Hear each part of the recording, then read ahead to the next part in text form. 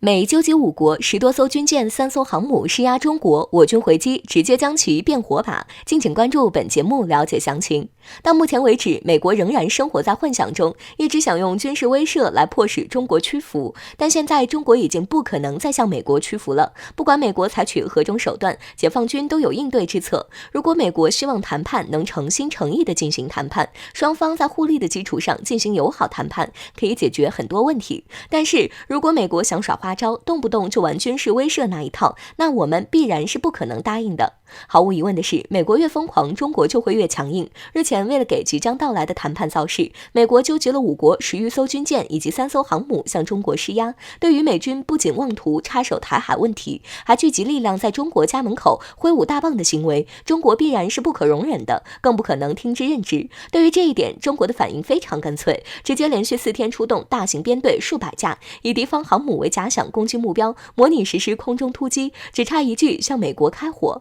据了解，在头3天的时间里，中国空军累计出动93架次战机，第4天又一次性出动52架，使飞机总数达到了145架。这恐怕是近2年来出动战机数量最多的一次，也是最大规模、最全面、最具综合打击能力的一次模拟攻击了。如果是真开火的话，那美国人纠集的海上编队，我军直接就能将其变为火把。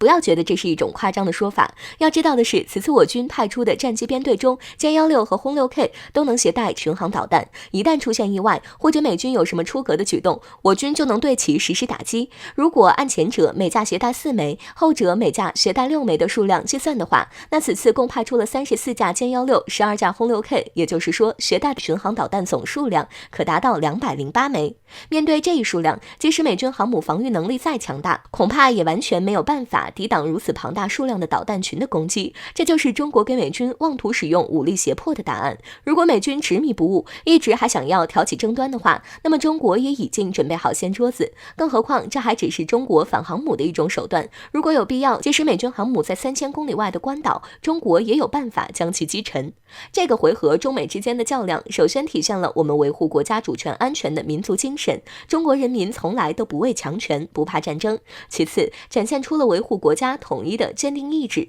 不论是美国对台的承诺坚如磐石也好，还是坚持对台协防承诺也罢，在解放军面前，这些承诺都是浮云。F-35变身核攻击机，杜文龙看法直指要害。核武器不可怕，核讹诈才阴险。敬请关注本节目了解详情。众所周知， F-35闪电是由多国共同出资制造的，美国占很大比重，剩下的则是由美国的几个盟友均摊了。在该型战机问世不久后，人们给它起了一个肥电的外号。至于为何会叫肥电，看下上图就知道了。截至目前， F-35共有 A、B、C 3个版本。A 为空军部队使用，采用传统起降方式； B 为海军陆战队所用，采用垂直起降方式或者短距离起飞；而版本 C 则为海军机载机部队使用。虽然3个版本都是 F-35，但实际上3者的差别还挺大的。毕竟对于美军而言，一身的实力基本都在海军上，所以每年的军费自然是海军拿大头，这样自然就使得 F-35C 同其他2位兄弟的研发费用差了一大截。目前 F-35C 舰载战斗机正在批量交付给美国海军航空兵部队，但是随着美国潜在对手防空反导能力的不断加强，美国海军在当下也发现，以前装备 F-35C 舰载战斗机的其大部分对陆和对海打击弹药的突防能力都受到很大限制，因此要提高未来 F-35C 舰载战斗机的作战能力和对海打击能力，就必须给 F-35C 舰载战斗机提供更多的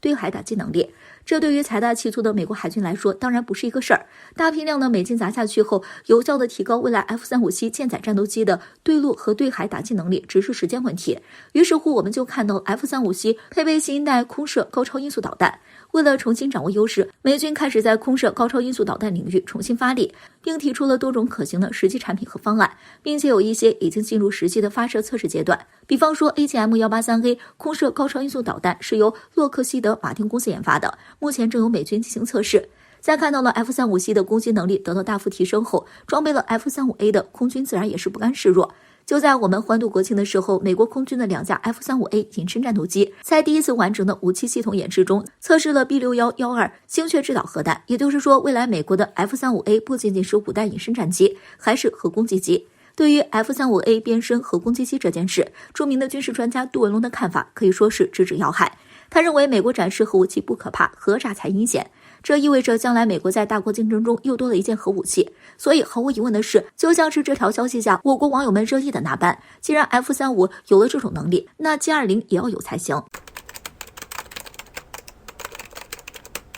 时机微妙，美国时隔4年突然公布核弹数量，这是又搞套路。为何国人会说美国越来越慌了？最近，美国开始不断地表示想要和我国沟通，其贸易代表戴琪更是首次披露美国求助中国的态度。虽然嘴皮子上依然是一副打死不认输的模样，但是从准备取消关税到开展坦率对华的行动上，却让人看出了美国外强中干。而随后发生的一些事，更是让国人看清美国已经越来越慌了。据媒体报道，美国在当地时间5号的时候，在其官网上正式公布了美国拥有的核弹数据，这是时隔近4年时间后，美国首次主动公开这项数据。然而很有意思的是，其声明表示，美国包括现役的、非现役的核弹头共计3750枚，但这仅仅只是截至2020年9月30日，也就是1年前。所以这个数据真要说起来，和现在的数据应该没有太大的误差。例如，在2018年，美国同期拥有2805枚，而2019年美国同期拥有3785枚。当然，这个数据究竟有没有误差或者隐瞒，我们并不得而知。但是美国发布消息的时机却颇为微妙，而且也有点眼熟，正好是在我国答应美国愿意和美国在苏黎世进行会谈的时间点上。所以美国这是做什么？难道又要搞原来一打一压的套路？那么美国贸易代表戴琪此前公开表达的态度，难道也是作假？美国真的想要坦率对话吗？从某种程度上来说，美国的这种做法无疑是又在欠骂了。毕竟我国早就有言在先，希望两国能够平等对话。美国对中国有基本尊重，这次如果美国依然想着用核威慑继续高高在上，那么可能真的打错算盘了。中国从来不吃这一套。值得一提的是，有分析人士对此却表示，这其实或许也代表了美国已经越来越慌了，以至于频出错招。就最近，美国被称为是最强驱逐舰的拉尔夫·约翰逊正式加入第7舰队，目前已经停靠到了日本新母港。另外，美国还再次拉上了6个国家及其3艘真正的航母在亚太地区进行军事演习，种种动作追根究底都是为了在气势上占据上风，让美国好继续压我国一头。但是很显然，美国并没有如愿，甚至不仅没有如愿，还彻底慌过了头。因为如果随着美国的动作，迎接美国的已经不再是放话警告，而是切切实实的拳头警告。就近期解放军军机屡屡创下新的巡逻记录，这些可都不是作秀。所以中国态度很明显，不吃美国这一套了。美国如今不收手，那么等待美国的就是真刀实枪。对此，美国有什么办法吗？没有，美国还必须要求中国帮助美国解决经济危机。但是美国终究拉不下脸来，不然戴琪也不会一边放狠话，一边却软化行动。甚至这次公布核武试图威慑，也不过是证明美国已经没有压制中国的手段了。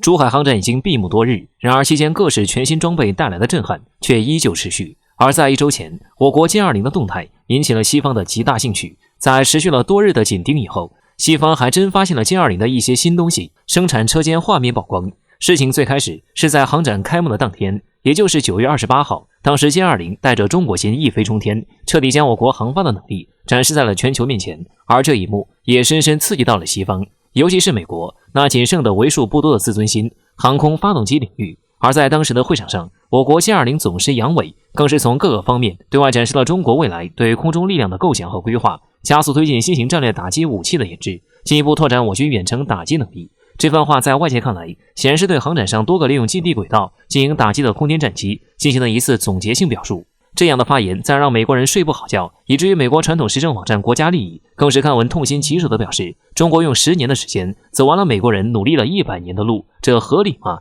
肯定是作弊了，一定是美国相关情报部门无能，让一些资料外流。这样的无能狂怒也能够折射出目前美国人对待中国军工技术高速发展的心态也出现了一些扭曲的嫉妒。或许也是基于这种心态，让西方媒体在28号以后的1周时间里密切关注我国歼20的动向。还别说，经过多日在我国网上搜索，还真给外媒发现了一些新东西。按照曝光出来的图片和美媒表述的内容，他们发现了歼20的生产工厂内部的一些照片画面，具体到底得到了多少信息还不得而知。